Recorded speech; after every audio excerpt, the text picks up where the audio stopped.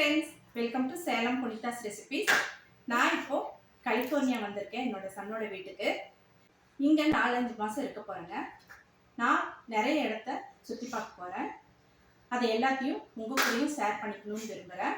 சேலம் புனிதாஸ் ரெசிபீஸை மறக்காமல் சப்ஸ்கிரைப் பண்ணிக்கோங்க. டெய்லியுமே நான் வீடியோஸ் அப்லோட் பண்ணிகிட்டே இருப்பேன். இன்னைக்கு சிக்கன் தொக்கு பண்ண போகிறேன். அதே மாதிரி ஆட்டுக்கால் சூப்பும் செய்ய போகிறேங்க. இங்கே எல்லாமே நமக்கு இந்தியன் ஸ்டோரில் ஃப்ரெஷ்ஷாக கிடைக்குது. அதை வாங்கிட்டு வந்து தான் இன்றைக்கி நான் செய்கிறேன். அதை எப்படி செய்கிறதுன்னு இந்த வீடியோவில் பார்க்கலாம். இங்கே வந்து கேஸ் ஸ்டவ் கிடையாது, எலக்ட்ரிக் ஸ்டவ் தான் இருக்குது. உங்களுக்கு எப்படி செய்கிறதுன்னு நான் காட்டுறேன். நீங்கள் வீடியோ ஃபுல்லாக பாருங்கள், பார்த்துட்டு ஒரு லைக் கொடுங்க. மறக்காமல் சப்ஸ்கிரைப் பண்ணுங்கள், உங்கள் ஃப்ரெண்ட்ஸ் அண்ட் ரிலேட்டிவ்ஸ்க்கு ஷேர் பண்ணுங்கள். ஆட்டுக்கால் 2 கால் மட்டும் வாங்கிட்டு வந்திருக்கோங்க. அவங்களே நல்லா வந்து கறிக்கிட்டு இந்த அளவுக்கு நல்லா க்ளீன் பண்ணி கொடுத்துட்றாங்க.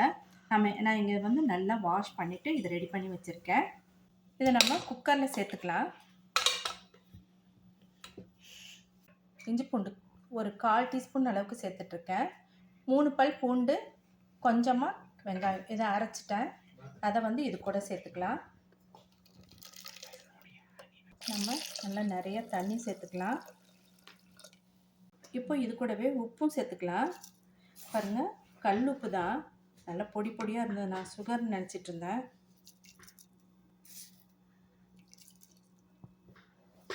இது கூட மஞ்சள் தூள் சேர்த்துக்கலாங்க. இப்போ அதை நம்ம நல்லா வேக வச்சுக்கலாம். நான் ஒரு விசில் விட்டுட்டு இதை நான் ஸ்லோவாக குக் பண்ண போகிறேன். பாருங்கள், இந்த மாதிரி தான் இருக்குது. 4 பர்னர் இருக்குது. 2 பெருசு, 2 சின்னது. இதில் நம்ம சின்னதில் வச்சுக்கலாம். 2 பக்கமுமே ஸ்விட்ச் இருக்குது. இந்த அடுப்புக்கு இந்த சுவிட்சு, இதை ஆன் பண்ணிக்கலாம். பாருங்கள், ப்ரெஸ் பண்ணி நம்ம திருப்பிட்டா இது இப்போ ஹையில் இருக்குது. இப்படியே வர வர இது லோவுக்கு வந்துடும். ஒரு விசில் வரட்டும். வந்ததும் நம்ம லோவில் வச்சுக்கலாம். க்ளோஸ் பண்ணிக்கலாம். இது வந்து சூடாடுறதுக்கு கொஞ்சம் நேரம் ஆகும். ஃப்ரெண்ட்ஸ், இது என் பெரிய பேரை சாய்விவன். இவன் இப்போ எல்கேஜி படிக்கிறான். அவனை பார்க்குறதுக்கு தாங்க ஆவலாக வந்தோம். அவனும் என் கூட வந்து குக் பண்ணுறதுக்கு ஹெல்ப் பண்ணுறானா. மஞ்சள் தூளும் உப்பும் போட்டு நல்லா வாஷ் பண்ணி வச்சுருக்கு. இது பாருங்கள், நல்லா டெண்டரியாக இருக்குது. நல்லா ஃப்ரெஷ் சிக்கன், இது ஃப்ரோசன் கிடையாது. இது பெரிய பர்னருங்க. நான் பெரிய கடாயை இதில் வச்சுக்கிறேன். எப்போவுமே பாத்திரத்தை வச்சுட்டு தான் ஆன் பண்ணணும். இதில் இந்த சுவிட்ச் வந்து இந்த அடுப்புக்கு, இதையும் ஆன் பண்ணிக்கலாம். இதில் 1/4 கப் அளவுக்கு எண்ணெய் சேர்த்துக்கலாம். நாங்கள் எப்போவுமே தேங்காய் எண்ணெய் தாங்க சேர்த்துப்போம். அதனால் பசங்களும் தேங்காய் எண்ணெய் தான் சேர்த்துக்கிறாங்க. என் பேரோட எனக்கு ஹெல்ப் பண்ணுறாங்க. ஆனியனை சேர்த்துக்கலாம். நல்லா பொடியாக கட் பண்ண ஆனியன் நல்லா வதக்கிக்கலாம். இது கூட கொஞ்சமாக உப்பு சேர்த்துக்கலாங்க. அப்போ தான் சீக்கிரமாக ஆனியன் வதங்கும். இப்போது சாய்வன்னு எனக்கு வந்து ஹெல்ப் பண்ணுறான். இஞ்சி பூண்டு அவனே போடுறானா. நம்ம இப்போ இஞ்சி பூண்டும் சேர்த்துக்கலாங்க. இதோட சேர்த்துட்டு கொஞ்சம் வதக்கிக்கலாம். கூடவே நம்ம கறி மசால் சேர்த்துக்கலாம். இது நம்ம எஸ்பிஆர் ஹோம்மேட் மசாலாவோட கறி மசால். இதை சேர்த்துட்டு நம்ம வதக்கிக்கலாம். இப்போ தேவையான அளவுக்கு மிளகாத்தூள் சேர்த்துக்கலாம். இது நம்ம எஸ்பிஆர் ஹோம்மேட் மசாலாவோட காஷ்மீரி மிளகாத்தூள் தாங்க. நான் மசாலாக்கள் எல்லாமே நான் வந்து பார்சலில் அனுப்பி விட்டுட்டேன் உங்களுக்கு. இப்போ இது கூட நான் மஞ்சள் தூள் போட்டு வாஷ் பண்ண சிக்கனை சேர்த்துக்கிறேன். சேர்த்துட்டு நம்ம இதை நல்லா வதக்கிக்கணும்.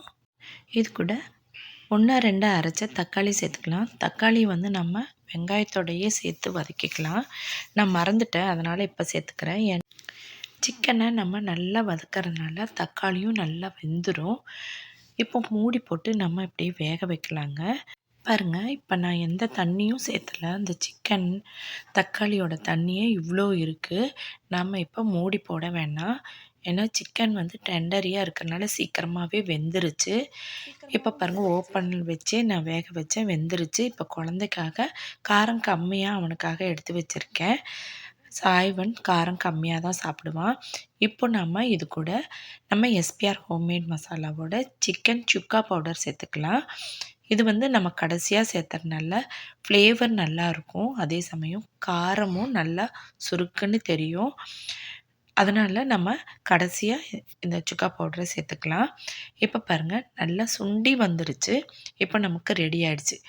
இந்த ஸ்டேஜில் நல்லா பொடியாக கட் பண்ணால் கொத்தமல்லி தழை நிறையா சேர்த்துக்கலாம். சேர்த்துட்டு இப்போ நம்ம ஸ்டவ் ஆஃப் பண்ணிக்கலாம்.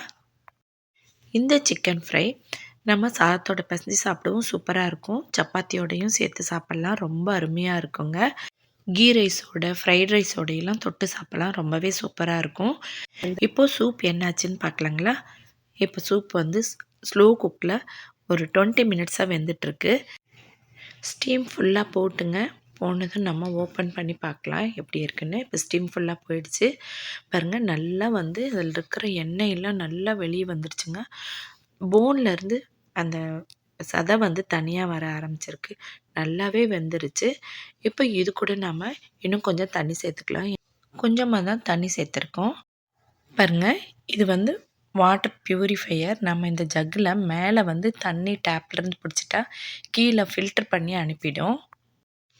தண்ணி தேவையான அளவு ஊற்றிட்டு நம்ம திரும்பவும் ஒரு 5 நிமிஷம் கொதிக்க வைக்கலாம். இது கூட நம்ம எஸ்பிஆர் ஹோம்மேட் மசாலாவோட சுக்கா மசாலா பவுடர் கொஞ்சம் சேர்த்துக்கிறேன். இதுக்கு பதிலாக கொஞ்சமாக கொத்தமல்லி தூள், சீரகத்தூள் கொஞ்சம், பெப்பர் கொஞ்சம் இதை சேர்த்துக்கோங்க. கடைசியாக கொத்தமல்லி தழை கொஞ்சம் தூவிட்டு இறக்கிடலாம். Soup ready. இதே மாதிரி நீங்களும் செஞ்சு பாருங்கள். இந்த 2 டிஷ்ஷுமே உங்களுக்கு ரொம்பவே யூஸ்ஃபுல்லாக இருந்திருக்குன்னு நினைக்கிறேன். இதே மாதிரி ஒரு யூஸ்ஃபுல்லான வீடியோவில் மீட் பண்ணலாம். தேங்க்யூ ஃபார் வாட்சிங்.